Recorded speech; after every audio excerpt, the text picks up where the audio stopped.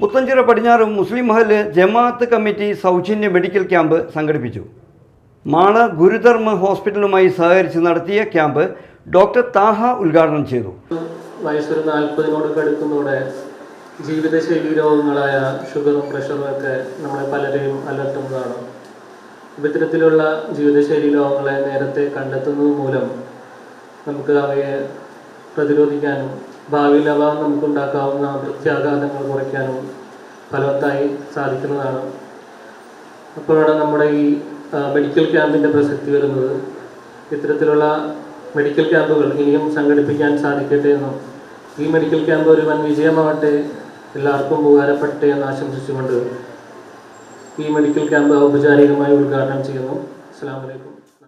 M B Seythu അധ്യക്ഷത വഹിച്ച camp ഉദ്ഘാടന സമ്മേളനത്തിൽ Liyakath Ali Razak, T K Saleem, Abdu Parakkulam, Jabbar Mudavankattil, M S Bavutti, Muhammad, T S Shaju തുടങ്ങിയവർ സംസാരിച്ചു.